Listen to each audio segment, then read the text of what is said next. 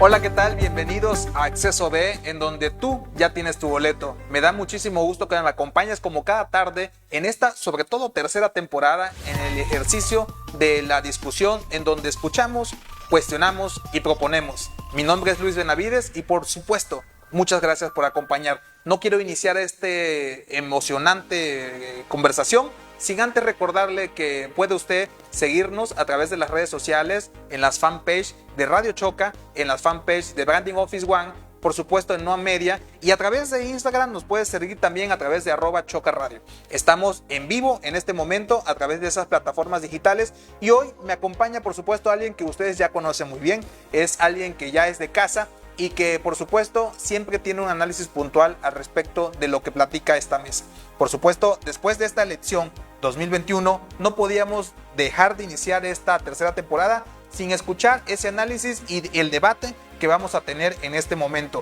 Yo le doy la bienvenida a nuestro amigo, abogado y analista político, Carlos Ramón Campos Chávez. ¿Cómo estás, Carlos? Hermano, te agradezco nuevamente la invitación, la confianza, a todo tu auditorio. Muchísimas gracias por su preferencia. Buenas tardes a todos y a todos. Oye, Carlos, pues ya estamos volviendo otra vez al ritmo del análisis político, de la situación que hemos vivido. Aquí en este foro dimos cuestiones muy puntuales respecto al proceso electoral, que todavía no concluye, es importante decirlo, pero que finalmente la jornada ya acabó, la jornada electoral ya acabó, y ahorita ya es tema de los tribunales y tema de la calificación de los procesos que se llevaron a cabo el pasado domingo 6 de junio. Pero en este sentido, Carlos, nosotros debemos decirlo con mucho orgullo, con mucho dinamismo. Aquí en esta mesa se aterrizaron cosas puntuales referente a lo que se está viviendo, lo que se vivió el 6 de junio y cómo finalmente fuimos aterrizando todo este proceso. ¿Cuál es de alguna manera, tu reflexión a lo que dijimos en los días pasados referente al proceso electoral, Carlos? Bueno, comentamos una de la primera mesa, que fue el 28 de abril, habíamos comentado con mucha puntualidad que esa se trataba de una elección atípica. ¿Por qué atípica? Por el contexto del COVID-19. Es correcto. Y uno de los puntos que habíamos comentado en la mesa era el alto nivel de participación electoral, o sea, el abstencionismo no se iba a presentar como en elecciones intermedias pasadas. Y en efecto así fue. Votó más del 50% de la población en el país, en promedio, en todo el país. Una media, bueno, no fue una media, fue algo no esperado, ¿no? De alguna manera. Claro, y en Tabasco votó el 52.3%, que estuvo en promedio de las elecciones intermedias pasadas. Pero a ver, que vote más del 50% de la población te dice que el mercado electoral, el electorado realmente tenía ganas de participar, pero aparte de eso aquí tiene mucha razón la tesis de Alejandro Moreno, un analista del Financiero, donde comenta la polarización del país. Me parece que el componente de la polarización del país, aunado a las agravantes del COVID-19, aunado al papel de las redes sociales, como ahorita aquí estamos pudiendo interactuar, formaron parte de esos catalizadores que llevaron al electorado a participar de manera importante en esa pasada jornada electoral. Y fíjate que en esa situación, independientemente de todos esos análisis que se hicieron previo en esta mesa, en donde también, por supuesto, Acceso B y todo el equipo que hace posible este programa, le pudo dar la apertura a la voz a muchos en esa época, en ese momento más bien, candidatos, y que hoy muchos de ellos no llegaron, pero sí algunos de los que sí llegaron, de alguna manera, de acuerdo al resultado de la elección que se vivió el 6 de junio, pues también pudo plantear aquí sus propuestas, también pudo escuchar nuestros posicionamientos, e incluso con el dinamismo del público pudimos de alguna manera proponer ciertas cuestiones que esperemos vayamos viendo en el camino cómo se va dando todo eso, que como bien dicen en la campaña son promesas, pero a la hora de gobernar es donde cambia la situación. Yo quisiera dar la vuelta a la página de la elección del 6 de junio pasado y brincarnos, mi estimado Carlos, pasar a materia y ver en principio quién gana, quién pierde después de la elección del 6 de junio desde este año 2021. Bueno, a ver, poner eso en territorio, en dimensión, en el mapa electoral. A ver, ¿qué estuvo en disputa? ¿Fue la elección más grande de la historia? Correcto. Hubieron una homologación de candidaturas a gobernador que se homologaron en esta elección en particular. Pues fueron solo término de 2 años, por ejemplo, Baja California Norte, que fueron solo 2 años y que volvió a repetir elección a gobernador. Bueno, en fin, la reforma electoral del 2014 generó cambios que provocó que esta elección del 2021 fuera la más grande de la historia. De entrada, tenemos aquí una elección general, federal, y local de manera muy importante. Ahora bien, aquí comenté el último día, 4 de junio, previo al día de la jornada electoral, que aquí iba a ganar quien no perdiera tantos espacios. Entonces, partamos de la pregunta, ¿quién perdió más y quién ganó más territorio? En términos numéricos se ve claramente que Morena avanza en el posicionamiento del territorio electoral. Ahora sí que a nivel gobernaturas, por ejemplo, se llevó 12 gobernaturas con su aliado el Verde. En el caso del estado de San Luis Potosí, si no mal recuerdo, ¿no? Sí. Entonces, tenemos aquí que Morena, de solo una gobernatura, En este proceso renovación, aumenta gobernaturas, entonces gana territorio de manera muy importante. Ahora, ¿quién pierde aquí? Me parece que quienes tenían mayor territorio electoral, pues al final terminaron perdiendo me parece que el Partido Revolucionario Institucional. Ahora, no me parece, están los números. De las gobernaturas que tenía el PRI, pierde la mayoría. Más del 50%. Entonces, el PAN pierde solo 2 gobernaturas. Baja Sur y la otra es Chihuahua. Chihuahua. Chihuahua sí ganó el PAN. Ganó el PAN. Sí. Ahora bien, aquí es muy... Nayarit perdió el PAN. Entonces, a ver, aquí la pregunta es, ¿quién gana más y quién pierde más? Aquí iba a ganar quien no tuviera lo que tuvo. Morena obtuvo lo que no tenía. Entonces, Morena es el gran ganador de la elección a nivel federal. ¿Pero qué creen? Aquí tengo unos datos puntuales que quiero compartir aquí al auditorio. A ver, de gobernaturas, de 15 gobernaturas, gana 11 Morena. Gobernará ahora 16 gobernaturas. Municipios, muy importante. De los 100 municipios más poblados, va a gobernar 52 municipios. Congresos locales. Va a tener una mayoría importante, pero pierde la mayoría de un congreso local, de 19 a 18. Y ciudades capitales, que también es muy importante, baja de 14 a 13 ciudades capitales. Independientemente de estos pequeños números, Morena me parece se alza con la victoria de manera muy importante. Ahora bien, estos son números generales.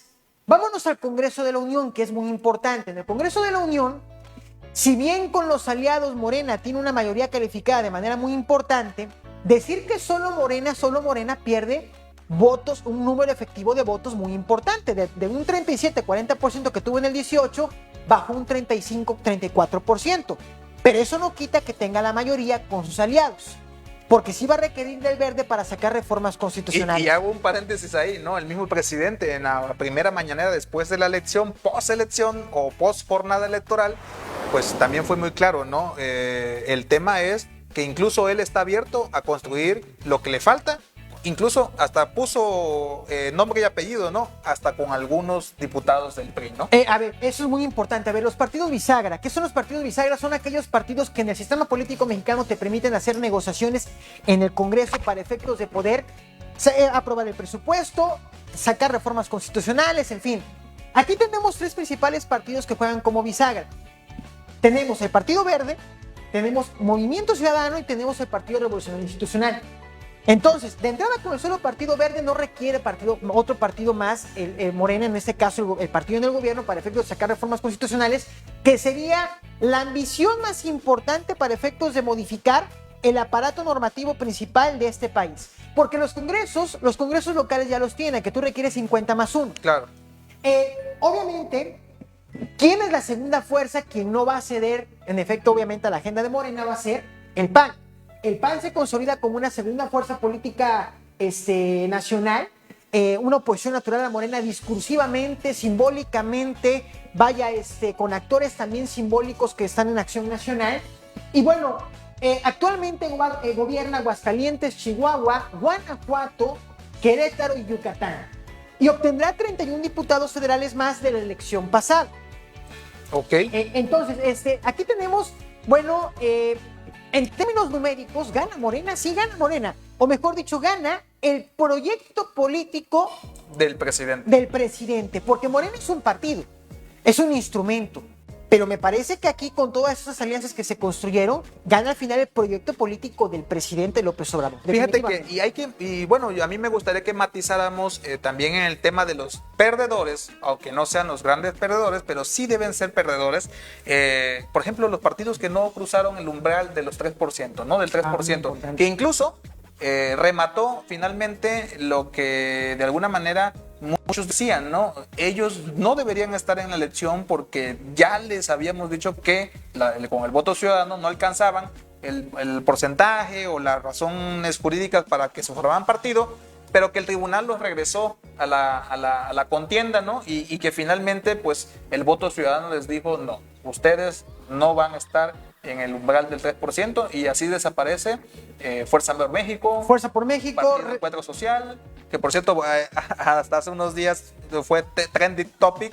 Ojalá hubieran querido tenerse trending topic en el proceso de la jornada electoral, pero pues ahorita fue trending topic porque no pagaba al community manager y les regresó todo lo que tenía que regresarles con su filosofía, de alguna manera partidista, ¿no? Y bueno, en otro tema, ¿qué otros partidos no cruzaron ese umbral? Redes sociales progresistas, Fuerza por México. Aquí es muy importante, qué bueno que me haces esa pregunta, Luis, porque más allá de los partidos en particular que no alcanzaron el 3% del mínimo para efectos de la votación efectiva para efectos de alcanzar el registro, es muy importante tener aquí en cuenta algo, y es un estudio que también hace el financiero Alejandro Moreno, es la despartidización de la política. La gente sí está participando en política, que era antes el discurso.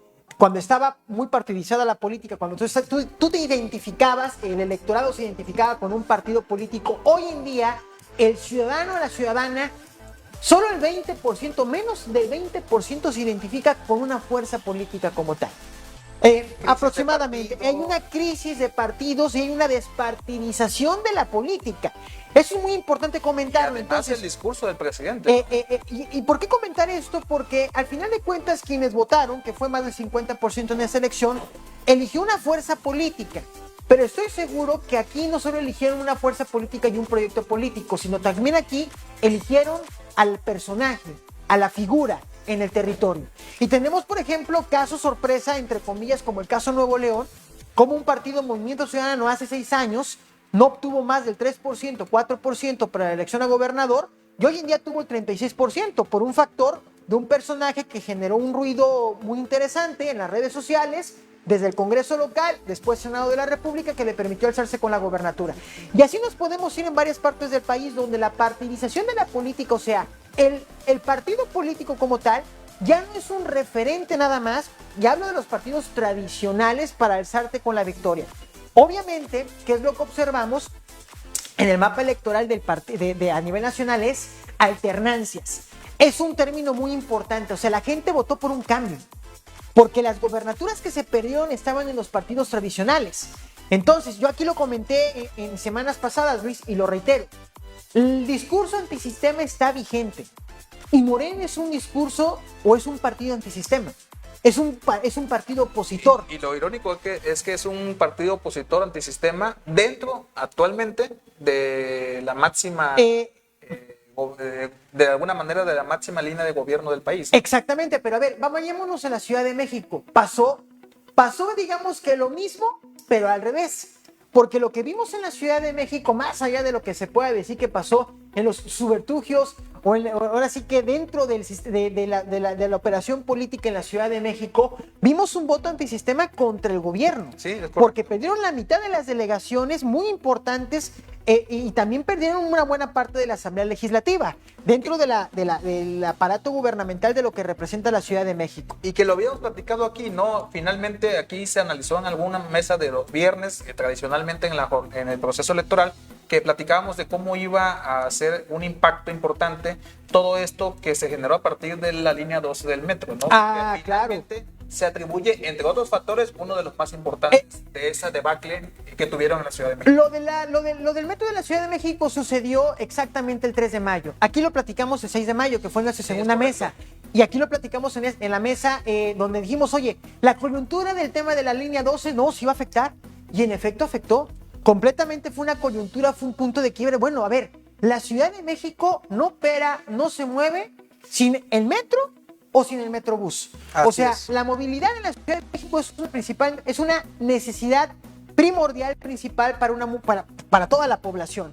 Entonces, yo no que haya afectado, pero por supuesto que afectó, por supuesto. Vaya, la Ciudad de México realmente no es tan grande. Lo que hace la Ciudad de México es la población. Es una zona metropolitana, y digo que no es tan grande porque como tú te trasladas por vehículo, puedes llegar de manera muy práctica dentro de la Ciudad de México a muchos lugares. El tema es el tráfico dentro de la ciudad.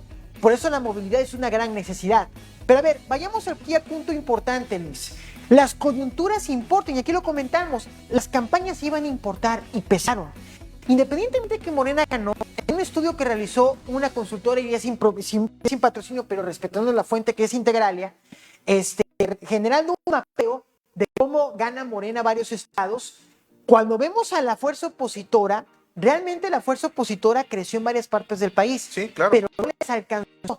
Eso es muy importante comentarlo. Entonces, aquí quiero plantear un tema importante en la mesa, Luis. El tema del voto cruzado. ¿Hubo voto cruzado o no hubo voto cruzado? Bueno, aquí, y digo, quiero que cuando platiques de este tema del voto cruzado también partamos desde el punto de vista nacional y también desde el punto de vista local, ¿no? Porque claro, creo que el contexto de por ser el estado que da origen al líder actualmente más importante del país en el término político, pues evidentemente tiene unas acepciones particulares, ¿no? A ver, aquí en Tabasco vimos los resultados electorales, definitivamente fue un carro completo para Morena, definitivamente. O sea, con excepción de algunos municipios, pero técnicamente todo fue pro Morena. Diputaciones federales, locales, y a nivel municipal hubieron diferencias, pero bueno, fue un carro casi completo para Morena, con excepción de algunos municipios.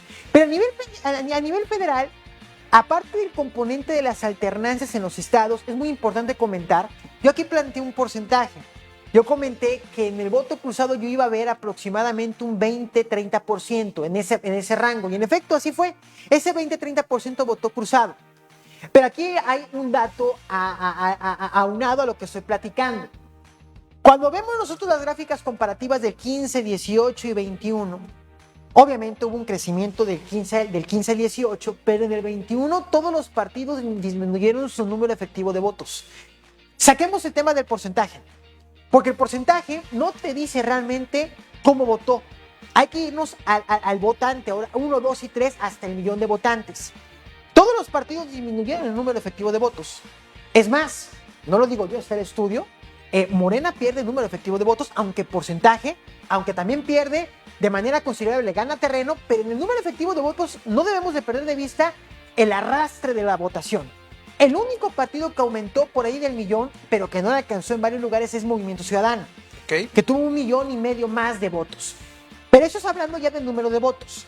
Ahora bien, regreso al voto cruzado. ¿Hubo voto cruzado? Sí lo hubo, pero no hubo en mayoría. ¿Y dónde se dio de voto cruzado? Se dio en la gente con estudios universitarios para adelante. Entonces, más o menos gana Morena, pero estos datos pequeños, estos detalles te permiten también entender la dinámica del proceso electoral, que no hay que perder de vista. El resultado electoral es una cosa, pero el análisis de es otra. Fíjate que antes de pasar a los siguientes temas, agradezco muchísimo a Mari Carmen, que nos manda saludos. Muchas gracias por su atención. A Segovia Rodríguez, también te envío un saludo, mi estimado Segovia. Gracias por sintonizarnos a través de la plataforma Radio Choca. Por supuesto, mi estimado Carlos, el tema da para mucho, pero pasando un poquito más para ir tomando más rol en el tema local incluso, ya platicamos de los grandes perdedores de esta elección, ¿no? Y también de los ganadores de este proceso. Pero a partir de este proceso, después de la jornada electoral, ¿qué vamos a esperar de los pocos meses que le restan a las autoridades que ya se van, ¿no? En el caso legislativo, en septiembre se va al Congreso de la actual legislatura, y en el caso de los presidentes municipales, pues bueno, también se van, pero en octubre, el 4 de octubre es su último día de gobierno en los ayuntamientos que hoy todavía están funcionando. ¿Qué esperarías tú desde el punto de vista de analista que pudieran hacer en este proceso ya de despedida de estas autoridades? Yo aquí lo comenté hace 3 meses. A mí lo que me preocupaba era el día después de. Lo voy a compartir en mis redes nuevamente para que se plantee realmente, y lo reitero con mucha contundencia. A mí lo que me preocupa es la agenda de gobierno de aquí a futuro, el futuro inmediato, que es el presente de hoy. ¿Por qué? Porque las secuelas del COVID-19, las secuelas económicas, independientemente que aunque se vean signos de recuperación, hay secuelas que hay que atender. Y se atienden con políticas públicas desde el gobierno a nivel municipal. Pero ¿qué creen? Las políticas públicas también se construyen desde el Congreso del Estado y el Congreso Federal. Primero designando presupuesto, pero también revisando proyectos. Entonces, ¿yo qué espero? A ver, ya ganó quien tenía que ganar. Y es más, yo te iba a proponer, Luis, y aquí lo platico, era que esta mesa también se llamara ¿qué pasó ayer? O sea, ¿qué pasó el día de la elección? O sea, Ya terminó la Digo, fiesta. ya cuando me haces esa referencia me preocupa porque... Ya, ahora sí que pasó el de hangover, ¿no? O sea, ya pasó la fiesta. ¿Hubo resaca o ya hubo recuperación? Pues te voy a decir una cosa, hoy yo veo, y lo vamos a platicar más adelante, veo muchos actores festejando algo que incluso estoy casi seguro que no saben ni qué tierra están pisando. A ver, hace unos días aquí, llevándolo a Villahermosa, llovió. La gente se está yendo al agua. La siguiente administración, donde la gente se ha ido al agua, principalmente el municipio del centro, no dudemos que hay una contingencia importante a principios de octubre. Recordemos que el año pasado hubieron contingencias importantes, la gente se fue al agua. Entonces, ¿yo qué esperaría? Obviamente no pueden hacer más porque tiene que terminar un gobierno municipal, es que haya acuerdos, haya diálogos, haya acercamientos en este periodo de transición que está legalmente establecido. Para efectos de la entrega-recepción, en este proceso de transición, se puedan generar situaciones, acuerdos institucionales para efectos de cuáles van a ser las primeras acciones. Y yo aquí no plantearía el tema de los primeros 100 días. Es una falacia. Es un tema muy... Los primeros 100 días, y mucho menos en los tiempos donde la política hoy en día avanza a tiempos mucho más rápidos que los de antes. A ver, tenemos que construir una agenda más que de 100 días, de 6 meses, que te permite, inclusive 9 meses, que nos permita entender cuáles van a ser las primeras acciones a seguir en los ayuntamientos que van a llegar los nuevos gobiernos. Y a nivel Congreso del Estado a mí lo que me preocupa es el tema de las cuentas públicas. ¿Qué cuentas se van a reprobar y qué cuentas se van a aprobar? Porque el Congreso del Estado y de la Unión, principalmente del Estado, están para revisar cuentas, no solo para hacer leyes. Entonces, el presupuesto se tiene que vigilar no solamente con ingresos y egresos, sino es también de esos proyectos, el impacto que hayan tenido en las comunidades, de tal suerte que las políticas públicas realmente lleguen a la población. Y aquí lo comentamos en la mesa, Luis, meses atrás. No solamente tiene que ser un discurso cercano a la gente, tiene que ser un discurso que te permita aterrizar y decir, estas son las necesidades, estas son las soluciones. Entonces, yo que espero es que ya se pongan de acuerdo cuáles van a ser la construcción de la agenda, no mediática, la agenda de gobierno que se va a configurar de aquí a los siguientes 9 meses cuando entren en funciones. Porque, insisto, los 100 días son 3 meses y unos días. En 100 días, realmente tú no haces gran cosa en una administración pública. Fíjate que, Carlos, que es importante contextualizar todos estos puntos, porque aquí la pregunta que te haría, derivado de lo que acabas de reflexionar, es que ¿ves tú un escenario de confrontación entre el presidente municipal saliente y los presidentes municipales gigantes? Es decir, vamos a escuchar de alguna manera, esos ecos o llamados a la guerra de ambas partes, o bueno, por lo menos de las partes de nuevas autoridades gubernamentales. Eso se podría observar más cuando hay una alternancia. Pensemos, por ejemplo, en el municipio de Cunduacán, donde llegó un candidato independiente. Bueno, que ya veo que ahí también se están haciendo de palabras. La autoridad actual y el electa, ¿no? Por ejemplo, ahí tú tienes ahí un escenario. Un segundo escenario, por ejemplo, Paraíso, donde también va a haber una alternancia. Otro escenario, Tacotalpa. A ver, importante. Alcaldes, alcaldesas, electas, electos, muy importante. El proceso de entrega-recepción no se limita a recibir simplemente la documentación del gobierno saliente. También abona, y es muy importante, al momento de usted firmar, revisar lo que está firmando. Porque usted está casi interpósita persona aceptando lo que está recibiendo. Claro. Entonces yo digo, ahí habría que revisar, plantear técnicamente una auditoría al gobierno que esté entregando para efectos de tú no recibir, en caso de afectación presupuestal, problemas dentro de la administración municipal. No creo suceda, pero vamos a ver qué sucede. Pero al final de cuentas, la idea de esta mesa es poder, de alguna manera, ejemplificar algunos escenarios y pues, si hablamos de estadísticas, no vamos tan mal en las atinadas o acertadas que hemos hecho. Pero a ver, vamos a plantear esa pregunta, estimado Luis, a nivel gobiernos estatales, donde va a haber alternancias. ¿Será que pueda suceder una situación de este tipo cuando los gobiernos de los partidos tradicionales se entreguen a los gobiernos de Morena? Habría que revisarlo, porque yo creo que ahí sí puedo ver escenarios de confrontación de qué es lo que están recibiendo. Fuego amigo, ¿no? No lo sé, pero lo que podría decir es, a ver, tú no puedes aceptar o recibir algo, o sea, recibir sí, pero aceptar el recibimiento, lo que se sí entrega hay es correcto, inconsistencias. Por eso el proceso de entrega-recepción es muy importante. Y esto no es un tema de incertidumbre, está normado. Hay una normativa administrativa que te explica claramente cómo deben ser los procesos de entrega-recepción. Fíjate que también contextualizando el tema ahora en el ámbito legislativo, pues básicamente en el caso de Tabasco vamos a vivir una transición aterciopelada totalmente porque, bueno, de 21 distritos que tiene la actual legislatura, Morena, pues prácticamente tendrá 21 distritos, ¿no?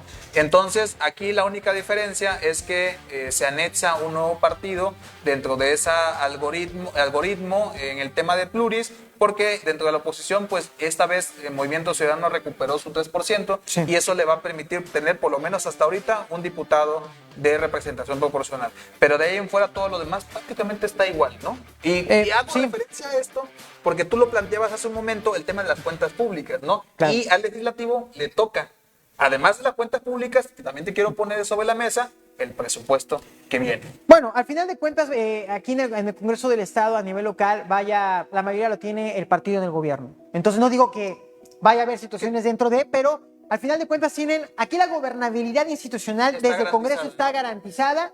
No veo mayor problema. Y para pasar a otro punto, yo te pregunto también algo importante que nos han dicho el auditorio. También, por cierto, agradezco a Cris Arias que se nos unió vía Instagram. Muchas gracias por estar escuchándonos a través de Instagram, a través de la plataforma de radio, de Choca Radio, ahí se llama, ¿no? Pero bueno, Carlos, también importante contextualizar.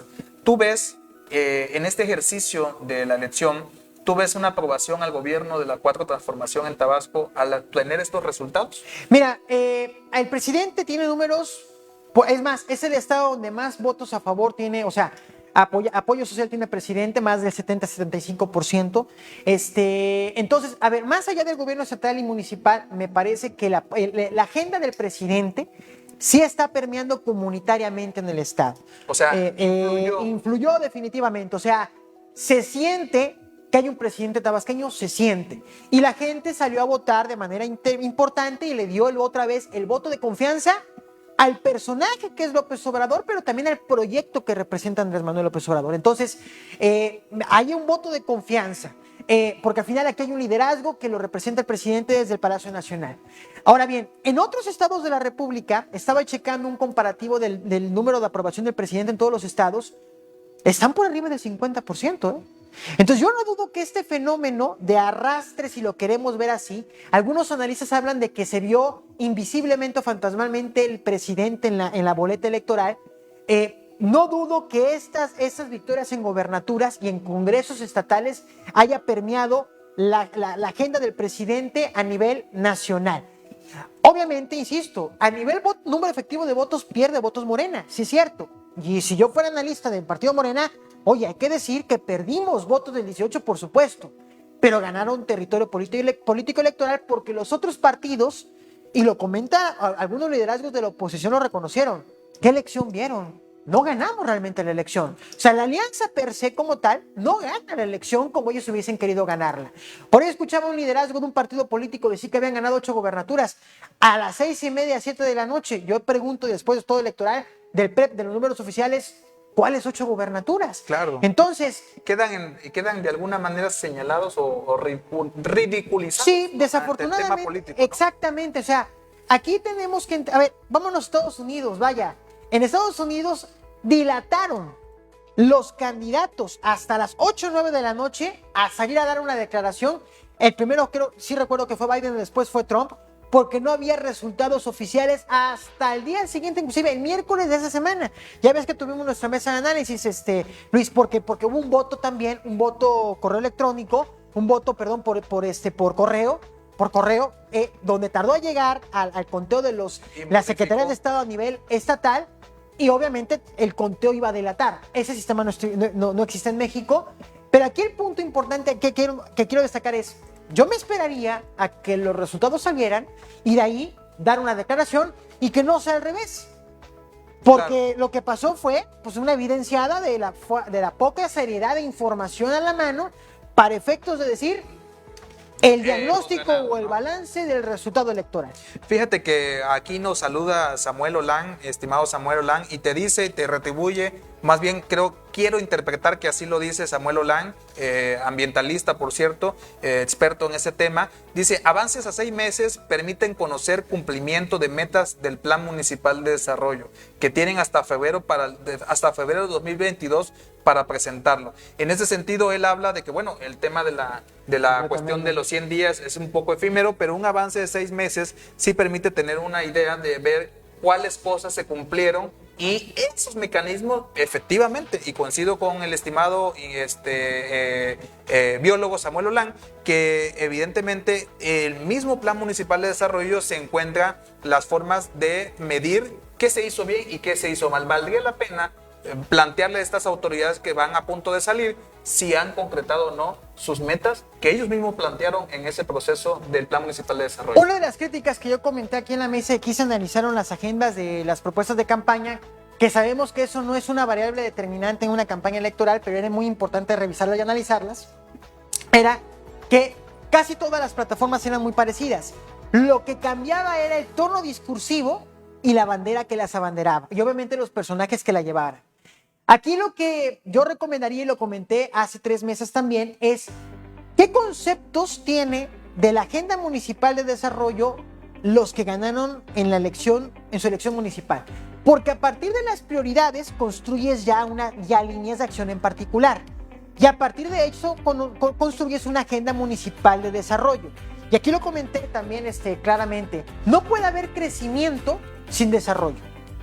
Tú no puedes inclusive cobrar impuestos si no hay un desarrollo económico y social garantizado. ¿Qué vas a cobrar?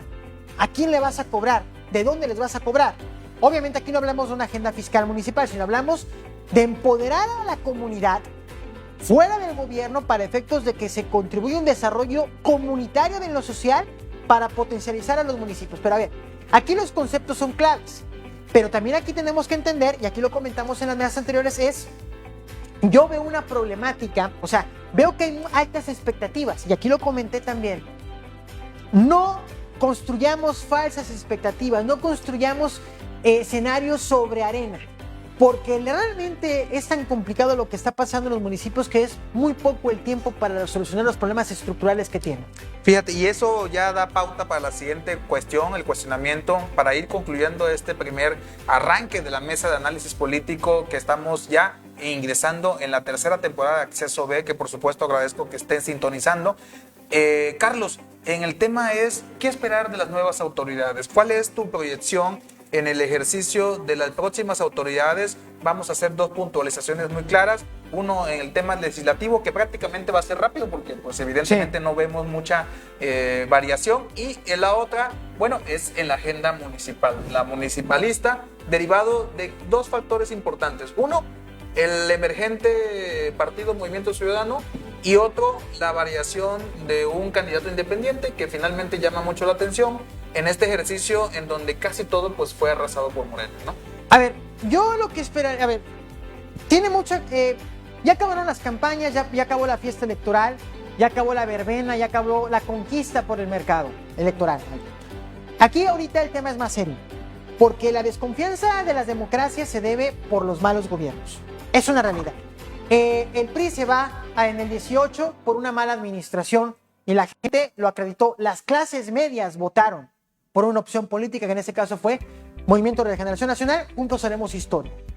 Hoy en día, uno de los grupos sociales más afectados dentro del proceso pandémico es porque no ha terminado el COVID, Luis. Claro, hay que decírselo a la gente. Hay que seguirnos cuidando. Miren, aquí traigo un cubreboca. Terminando de esto, yo me pongo mi cubreboca y me paso y me retiro y me voy a mi casa. Es muy importante comentar lo siguiente. La pandemia no ha terminado. Entonces, las secuelas continúan. A nivel empleo, a nivel social, a nivel educativo. Estamos dentro de un proceso de transformación y va a ser más profundo porque es un proceso lento. Entonces, las clases medias son las más afectadas junto con las clases más empobrecidas del país. La pregunta que yo tengo en términos generales como ciudadano es, ¿dónde van a quedar los proyectos de vida de miles y millones? Y no hablo desde una lógica de victimismo, no. tenemos que empoderar a la sociedad fuera de la administración pública generando condiciones. Entonces, las administraciones, las gestiones públicas desde lo político, porque la política es muy importante, la política con P mayúscula, diría Felipe González, primer ministro del gobierno español en la época de la transición española, en la construcción democrática de su país, es recuperar la política para construir condiciones y empoderar a la sociedad, al ciudadano en la comunidad. A eso tendrían que aspirar las y los gobiernos que quedaron electos. Y no simplemente ser cortoplacistas, 3 años, 1 año, 100 días. No, tenemos que apostar un proyecto de corto, mediano plazo, siendo realistas, hablándole a la gente de frente y decirle, esto es lo que podemos hacer y sobre esta ruta vamos a conducirnos. No puede ser posible que en los últimos 30, 40 años, comunidades en nuestro estado o en otras partes del país no tengan carreteras, no tengan vialidad, no haya luz, sigan en los años 40, 50, 60 y estemos en la segunda década del siglo XXI o estemos empezando en la tercera década. No es eso, no puede ser aceptable en esta época, que se habla tanto de lo digital, pero seguimos con problemas del siglo pasado. Entonces, yo espero realmente que atiendan a la realidad, se hable a la gente con la verdad y realmente construyan equipos de gobierno con gente capaz y competente. La competencia no se limita con un tema constitucional, la competencia también es un tema de aptitud y actitud en la administración pública. Y a eso yo espero que puedan aspirar en un mínimo de calidad, porque no pido que me lo regalen, no lo regalen. Es el mínimo, es obligación para poderle cumplir a la ciudadanía de frente. En el estricto sentido del ejercicio público, yo veo y yo soy de los que opina que en el contexto de las promesas el ejercicio de gobierno cambia, pero el ejercicio de gobierno tiene que ser de alguna manera siempre vigilado, evaluado con base a lo que el próximo gobernante está poniendo sobre escrito, sobre la letra, sobre el papel, de qué es lo que va a hacer con puntos claros, específicos, para que de alguna manera los ciudadanos podamos decir, bueno, incluso de partir desde ayudar a ese gobierno a hacer que las cosas sucedan, pero también de cuestionar en el momento de que no se lleve a cabo eso que se dijo que se iba a hacer cuando se dijo que lo iban a lograr, ¿no? Entonces yo creo que esa parte es importante y en este escenario me gustaría que tú concluyeras este último aspecto de la política analítica que estás planteando, cómo poder hacer un buen gobierno derivado de estas condiciones en las que estamos de alguna manera todos sumergidos. A ver, necesitamos aquí de buenos diagnósticos y el diagnóstico no se limita a decir lo que está mal, es analizar por qué está mal lo que está mal. Y decir cómo se puede resolver. Exactamente, porque no hay solución si no hay un conocimiento de la causa del problema. Entonces, ahí se requieren equipos interdisciplinarios, no solamente compadrazgos, que permitan construir buenos diagnósticos para pasar a soluciones correctas y concretas a la problemática de la ciudadanía. Y no quiero hablar en una lógica de limitarse, sino quiero hablar de enfocarnos realmente en esas problemáticas y empezar a construir operativamente desde la administración pública brazos operativos que instrumenten soluciones, porque el problema en los gobiernos, Luis, te voy a decir que es, puedo prometer mucho, pero abarco poco. Que eso comúnmente sucede, ¿no? Todo plan municipal de desarrollo también requiere los planes sectoriales. Claro. Para ser operativo, lo que estás tú planteando en tu hoja de ruta. Ahí está realmente el meollo de cómo instrumentar para generar soluciones. Y lo comenté aquí. Aquí requerimos un buen equipo de trabajo, buenos diagnósticos para construir soluciones concretas a problemas concretos.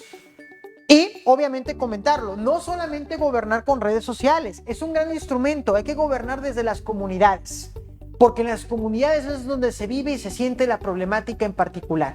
Y no es un regalo lo que el ayuntamiento le va a solucionar a la gente, es obligación constitucional para poder garantizar los derechos humanos de la población desde el gobierno elegido democráticamente. Muchas gracias, Carlos amigo mío Carlos Ramón Campos Chávez, analista y abogado político, más bien, perdón, analista político y abogado.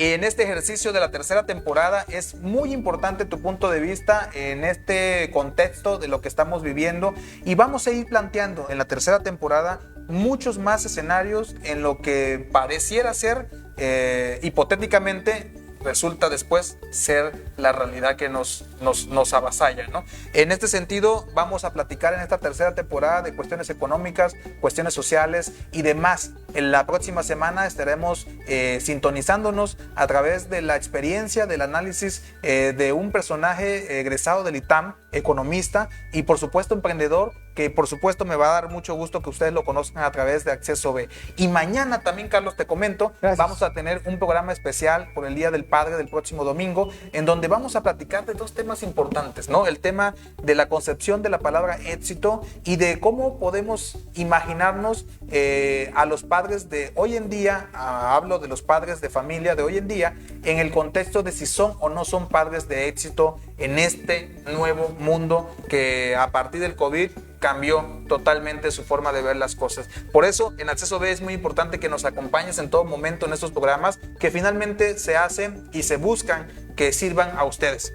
Ustedes que son la razón de que estemos todos los días ingresando esta información en las redes sociales. Muchas gracias, Carlos, por acompañarnos y pues evidentemente bienvenido a esta tercera temporada en donde estoy seguro vamos a poner los puntos de la I y también vamos a dar primicias por los análisis que aquí compartimos. Te agradezco, Luis.